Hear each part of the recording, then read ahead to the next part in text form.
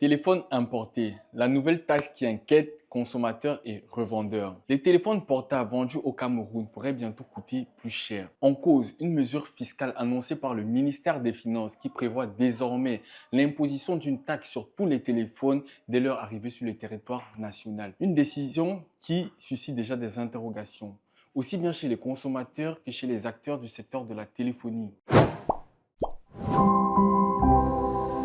Selon les informations disponibles, cette taxe s'appliquerait à l'ensemble des téléphones importés, qu'ils soient destinés à la revente ou à un usage personnel. L'objectif officiellement visé serait d'élargir l'assiette fiscale et d'améliorer la collecte des recettes publiques. Toutefois, sur le terrain, les conséquences attendues soulèvent de nombreuses préoccupations. Pour les consommateurs, l'impact le plus immédiat pourrait être l'augmentation du prix des téléphones.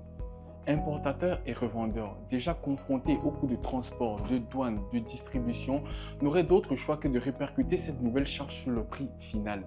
Dans un contexte où le téléphone mobile est devenu un outil indispensable pour communiquer, étudier, travailler ou entreprendre, une hausse des prix risquerait de rendre l'accès au numérique plus difficile, notamment pour les ménages à revenus modestes et les plus jeunes. Le téléphone n'est plus un luxe, c'est une nécessité, confie un revendeur de téléphone au marché central de Douala. Si le prix augmente encore, beaucoup de clients ne pourront tout simplement plus l'acheter. Au-delà des consommateurs, cette nouvelle mesure pourrait également affecter l'économie numérique locale. De nombreux jeunes Camerounais dépendent du téléphone pour mener des activités en ligne. Vente sur les réseaux sociaux, création de contenu, services numériques, formation à distance.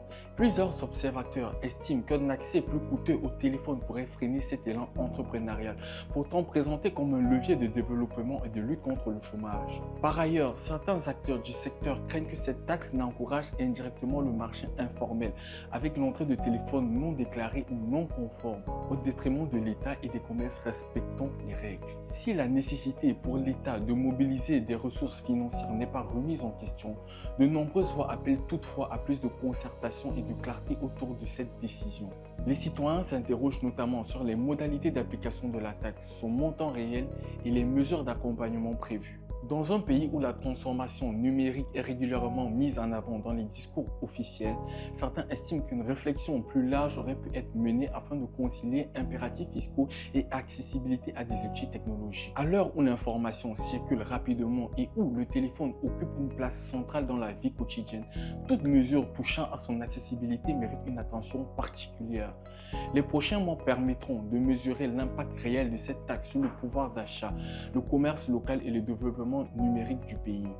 En attendant, consommateurs et professionnels du secteur sont invités à s'informer et à se préparer à une nouvelle réalité, pendant que les autorités, elles, sont attendues sur leur capacité à écouter, à ajuster une décision dont les effets pourraient dépasser les objectifs initiaux. Et vous, que pensez-vous de cette affaire? Donnez-nous vos avis en commentaire.